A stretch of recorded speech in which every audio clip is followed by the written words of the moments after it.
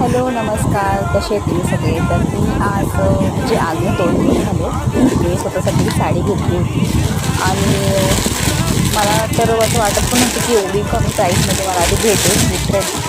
आणि त्याची मी तुम्हाला लिंक देऊ शकणार नाही, कारण की त्याच्याकडे मी ही लोकलमधून घेतली म्हणजे स्ट्रीट शॉपिंग. आणि बेबी पिंक कलरची आहे आणि नेट फॅब्रिकमध्ये आहे.